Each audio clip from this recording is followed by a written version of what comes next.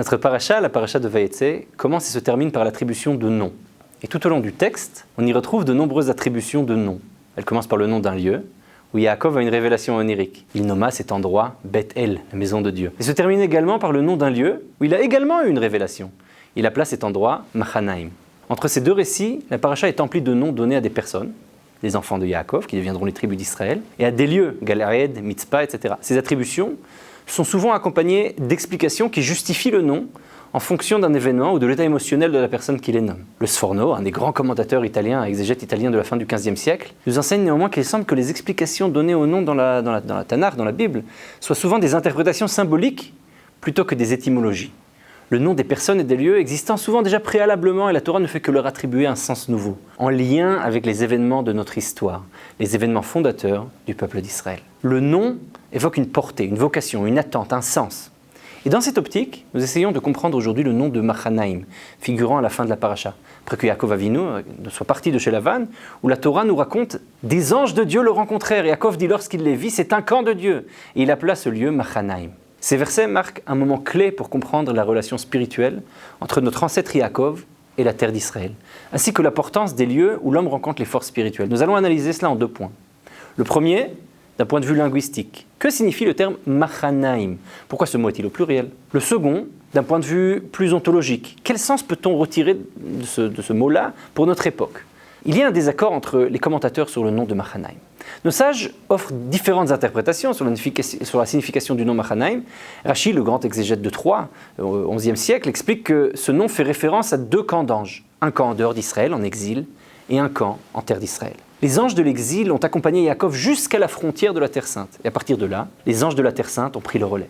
Cette division entre les 2 types d'anges reflète le passage physique et spirituel de Yaakov de l'exil à la terre d'Israël où la présence divine est particulière. Cette distinction, Rashi nous la relate aussi au début de la paracha. Yaakov, en sortant d'Israël, fait un rêve où il voit une échelle, symbolisant peut-être le peuple d'Israël, et dessus des anges qui montent et qui descendent. Rashi explique, selon nos sages, qu'il s'agit des anges d'Israël qui s'en vont, ils montent vers le ciel, alors que les anges de Chutz Laaretz, c'est-à-dire ce qui est extérieur à Israël, descendent, apparaissent pour l'accompagner dans son périple. Le Ran, un des grands maîtres au Moyen-Âge, Rabbi Nissim de Géron, né en 1310, ajoute que le nom de Mahanaïm exprime la louange spéciale de la terre d'Israël, un lieu où résident à la fois les anges et les hommes. En appelant cet endroit ainsi, Yaakov voulait souligner l'union des mondes supérieurs et les mondes inférieurs qui s'accomplit uniquement en terre d'Israël. Dans son premier commentaire sur ce verset, le Ramban, Nachmanide, qui est le maître du Ran que l'on vient de citer, se réfère également à 2 camps, le camp de Yaakov et celui des anges de Dieu. Selon lui, Yaakov a vu le camp des anges et a compris qu'il se trouvait dans un endroit où pouvait coexister une présence spirituelle double, son camp terrestre et le camp céleste.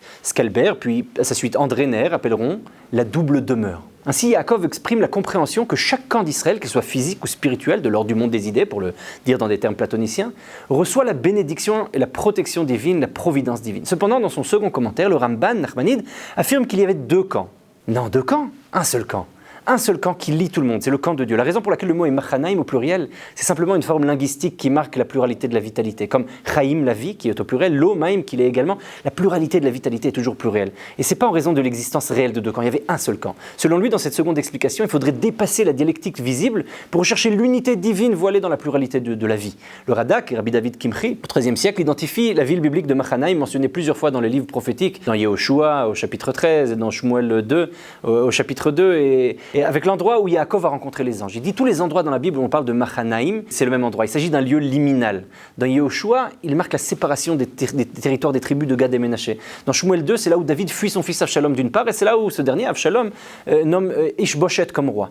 Le Radak, Rabbi David Kimchi, explique que ce nom est devenu célèbre grâce à Yaakov qui a reçu la bénédiction divine en cet endroit. Et les noms des lieux qu'il a désignés sont restés dans la mémoire historique collective et marquent le passage du monde spirituel, symbolisé par David et Ménaché, et celui matériel symbolisé par Ishboshet et Avshalom d'une part, et Gad, la tribu de Gad de l'autre part. On peut voir ici peut-être des indices de connexion entre l'exil et la terre d'Israël. En nommant cet endroit Mahanaïm, Yaakov souligne qu'il est accompagné de forces célestes, tant en Israël qu'en Chutz Laaretz, qu'en dehors d'Israël. Le Midrash renforce cette idée en liant le terme de Mahanaïm à 2 autres camps, celui d'Avraham et celui d'Yitzhak. Abraham, dont le camp vient de l'exil, il a été prosélyte à Haran, est un Nefesh Asher Asub Becharan, et Yitzhak qui n'a jamais quitté la terre d'Israël. Ils représentent chacun un aspect de cette dualité et ils viennent se rencontrer à Machanaïm. Cette idée conduit à une compréhension plus profonde du récit biblique. Nos ancêtres ont créé un lien entre les forces spirituelles de l'exil et celles de la terre d'Israël, tout comme le peuple d'Israël maintient son identité religieuse et nationale, même en exil. C'est ce qui s'est passé pendant plus de 2000 ans. Lorsque Yaakov rencontre les anges de Dieu, il comprend que le lien entre la diaspora et la terre d'Israël n'est pas à sens unique. Même lorsque le peuple d'Israël est en exil, la providence, la Hashgacha, continue de s'exercer et au retour en Terre Sainte, ce lien se renouvelle avec l'apparition des anges de la terre d'Israël. La signification spirituelle pour le peuple d'Israël aujourd'hui, pour nous, elle est simple. Les commentateurs soulignent que la position du peuple d'Israël est unique. Un peuple dont l'exil et la terre sont des aspects inséparables de son existence. Tout comme Yaakov a vu deux camps, un en exil et un en terre d'Israël. De même, le peuple d'Israël vit sur deux plans, un plan physique et un plan spirituel.